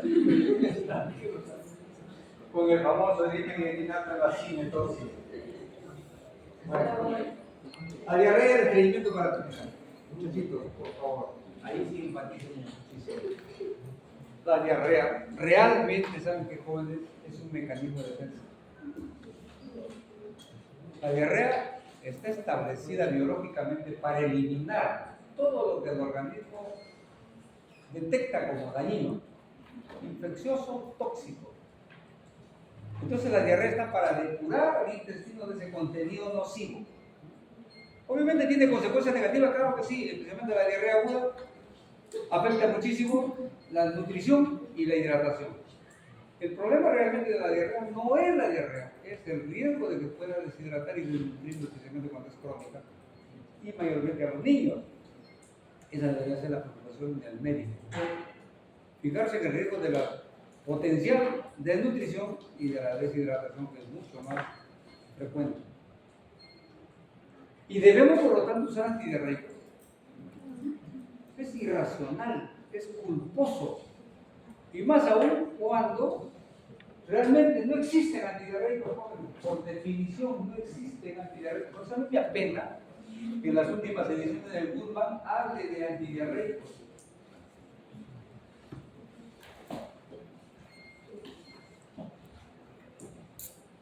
Realmente no existen los antidiarreicos. ¿Qué significa diarrea? Diarrea es solamente tránsito intestinal incrementado. Sí, ese es el único proceso fisiopatológico de la diarrea. ¿Qué más ocurre en la diarrea? Trastornos de la secreción, pues. Secreción incrementada y absorción disminuida. Esto es la diarrea. Entonces yo uso la loperamida, que está en el Goodman como antidiarreico. Qué lástima, ¿verdad? Que sea degradado el Goodman. Porque el Goodman original nunca tuvo ese concepto de antidiarreico, pero se murió el viejo Goodman. Entonces lo que agregaron ya incluyeron el famoso término antidiarreico y se refiere especialmente a la loperamida y sus componentes, como usted dijo.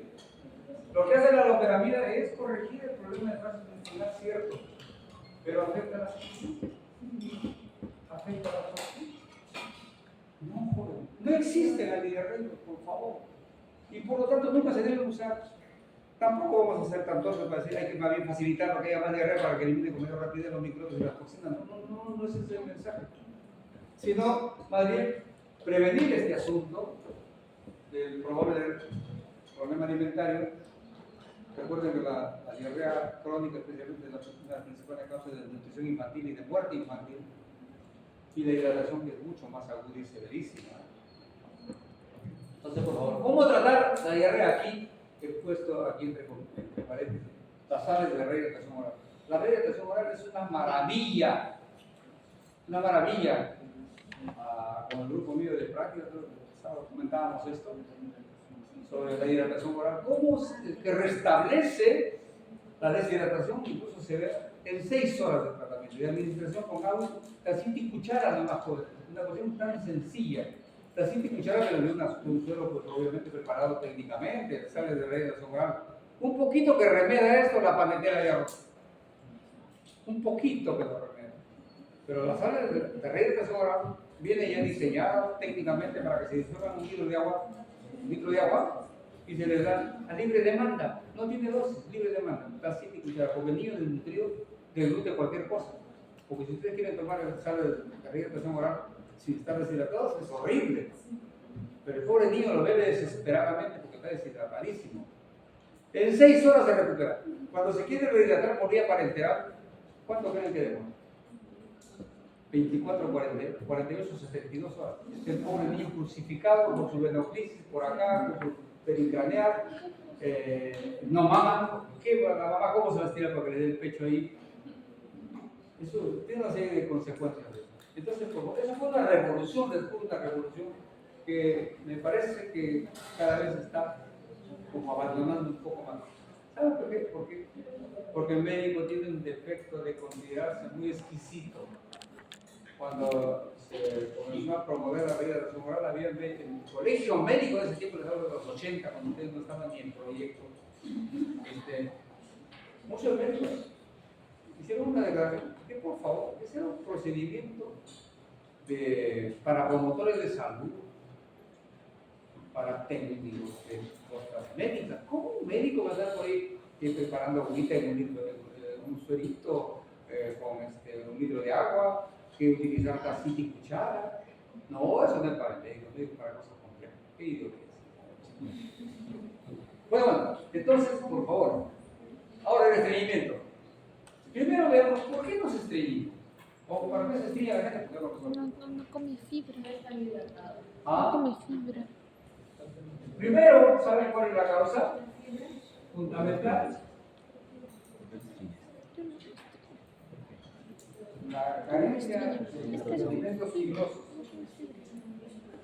La fibra que está en los alimentos vegetales son extraordinarios de las verduras y las frutas, son extraordinarios para favorecer el tránsito intestinal y su integridad, las heces fecales, y se eliminan con facilidad. ¿Sí? El otro factor importante es la actividad física. Este es el factor tal vez más importante, el sedentarismo. ¿Quién de ustedes practica deporte? Pasen la mano. A ver. Pero de verdad, deporte de verdad. Dos, miren. Tal vez debería ser que dos no lo deberían hacer, no lo hacen. Jóvenes, hagan actividad física, por favor. No se condenen a vivir el tiempo que a lo mejor debería ser mayor. La esperanza de vida, fíjense que este dato que lo voy a dar. Desde el punto de vista genético, ¿sí? ¿Saben cuánto estamos programados para vivir? ¿Tienen alguna idea? 120 años. 120 años. ¿Quién vive 120 años? Por favor. ¿Y por qué? Porque nosotros nos suicidamos, jóvenes. Nos estamos suicidando cotidianamente con nuestros hábitos de vida. Porque no hacemos actividad física, comemos porquería y media, nos intoxicamos de vez en cuando, nos estresamos más de la cuenta, nos medicamos excesivamente. Nosotros somos los que nos matamos. Y la tecnología es el principal victimario, o la principal victimaria que tenemos. ¿Por qué cree que se ha inventado el control remoto? Para que ustedes no se muevan, para que tengan chanitos en el mueble, apagando, encendiendo, cambiando de canal. Antes teníamos que levantarnos a prender primero con el botón, enchufar el aparato, cambiar de canales en la perilla, y todo era siquiera levantarse. Ahora, todo el mundo lo hace con un reposo absoluto. Eso es salvaje, jóvenes, ¿sí? Entonces, díganme ustedes de todas sus familias, ¿quién realmente en sus casas compran preparados alimentarios para preparar su comida del mercado? ¿Y cuántos compran en el supermercado?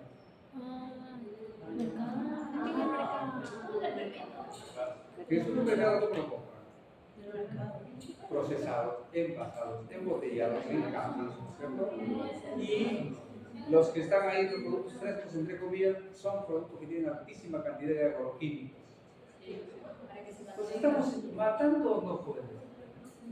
Te juro que sí. Y para colmo, caray, le dicen, le vendo mejor la manzana pegadita para que usted no mastique. Oigan, todos los alimentos, jovencitos, escúchenme, industrializados, procesados, tienen saborizantes, colorantes y preservantes químicos, que precisamente es para que duren mucho tiempo y se puedan vender. Y todos esos son tóxicos, les juro que son tremendamente tóxicos. Y ingerirlos todos los días, en dosis tan pequeñas no notamos. ¿Lo notamos cuándo? Cuando después tenemos diagnósticos de cánceres y tenemos hijos con síndrome de Down, con otro tipo de taras, con algo de polímero. Todos los juro son provocados por este tipo de sustancias. Es increíble lo que ocurre en la vida moderna. Y la gente, ustedes que no tienen información si quieren alimentar de eso, sí lo tienen, sino que no les interesa. Están habituados a ese tipo de rutinas. Ahora, no hacen actividad física, no hacen ingesta de líquidos que su organismo les demanda, ¿sí? Y lo otro que no le he puesto acá, no sé por qué, el hábito de pecar todo el día. Si ustedes se van al monte, es decir, monte recóndito, no es monte cercano, encuéntrenme un estrellito.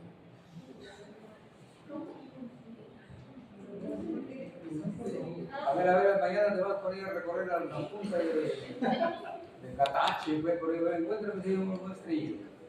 Especialmente los que viven en el monte, no los que viven en casa occidentalizada. No hay. ¿Saben por qué? ¿Por qué creen? Por el tipo de alimentación, obviamente, que también comen con su cascarita y todo el asunto. ¿Cuál crees que es el mejor? ¿Cómo defecan ahí? ¿Cómo se llama? Y nosotros estamos en el WhatsApp, estamos con la mente controlada y sentados.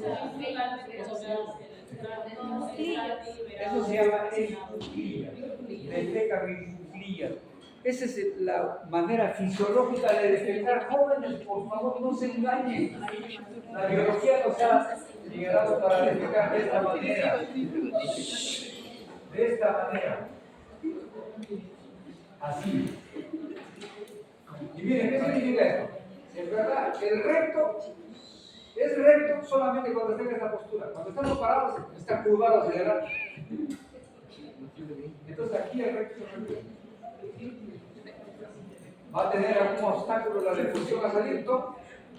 ¿Sí? En segundo lugar, el esfuerzo defecatorio depende de la prensa abdominal. Y el principal soporte para la prensa abdominal son los muslos. Cuando estamos sentadazos en el water, ustedes leyendo su Goodman.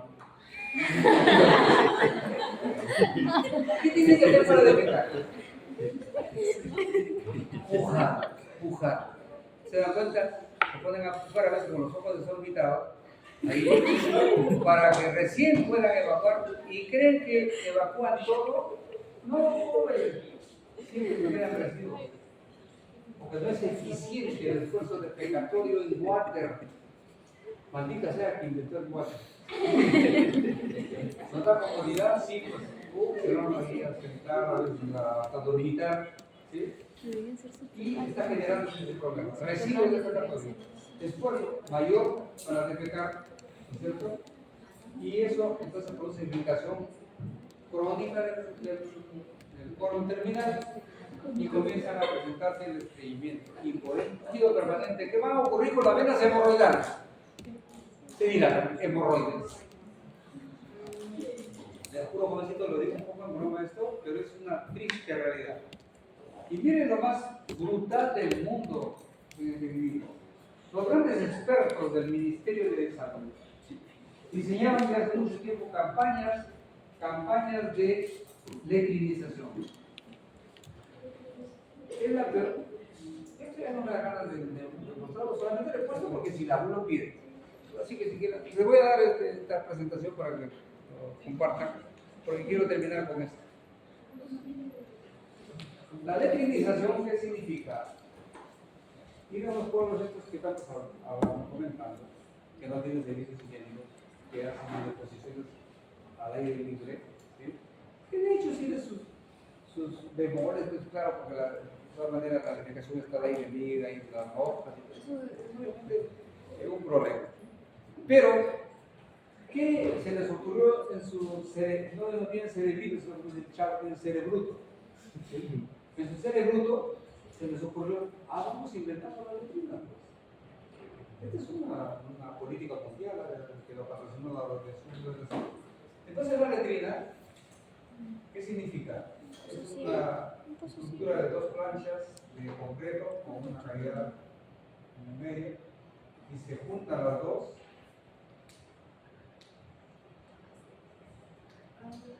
con una cavidad que previamente excavada, parecidas por acá de carrillizo o lo que sea, y tiene además una estructura de casi como un cilindro que lo colocan acá.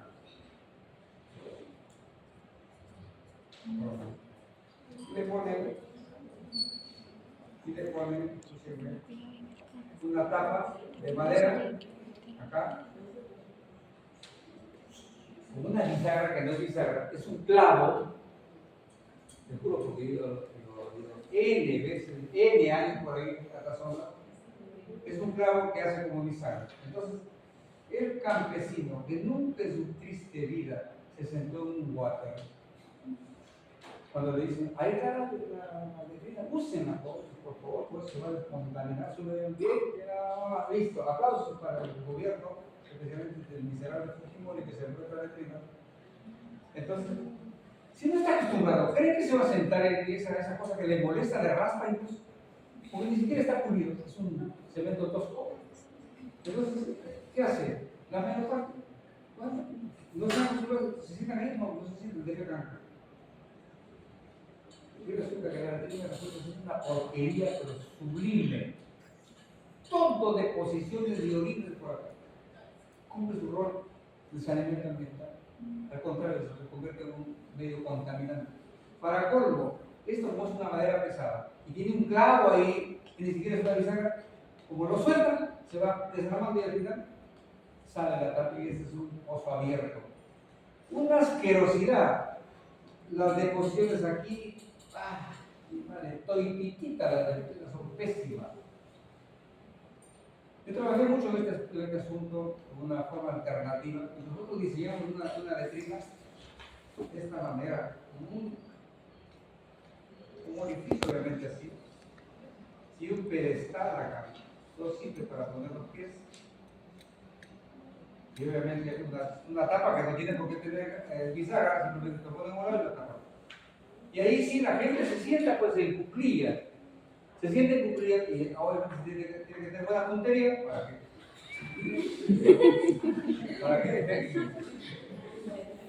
eso, lo que pasa es que la gente lleva su cultura, lleva sus costumbres a exponérselo a los pobres campesinos. Eso por favor entonces les comento para que vean cómo se enfrenta a veces desde el punto de vista político, de un modo propio y responsable. Entonces, en resumen, el estreñimiento joven, por favor, es cuestión fundamentalmente cultural. Hay estreñimientos orgánicos, obviamente que sí, pero son rarísimos. La mayor parte es porque ni tienen fibra, no hacen actividad física y defecan en el maldito water. Hay que tener valor para romper los waters que tenemos en la casa y de poner dos ladrillitos ahí para tener frías. ¿Sí? Y obviamente tu tapita. Listo, y desde buena puntería. Bueno, hay laxantes para circunstancias especiales, como por ejemplo los tomadores de boro, donde están psyllium, la glicerina, el policarbófilo, etc. Hay ablandadores de eso como la glicerina. La glicerina esa que quería contarle que ponen a los niños como supositorio y obviamente les hace efecto irritativo, jóvenes, miren el mecanismo de esto, por esa irritación anal. Al irritarse hay vasodilatación, suelta fluido, remoja la deposición y se elimina. Pero eso es cristiano. Solucionar el estreñimiento irritando el ano. Los osmóticos. Ahí tenemos la famosa leche de magnesio, el sorbitol, y los purgantes que son drásticos. Los catárticos son poderosos estimulantes del peristaltismo. Ahí están los transformadores, los químicos. La fenolftaleína fue muy usada hasta que se retiró porque se encontró daño cardiovascular severo. El aceite de castor el aceite de castor es potentísimo, potentísimo, no solamente es de que el paciente se parrame, sino como un código feroz. Es brutal. Y ahí acabamos. Bueno,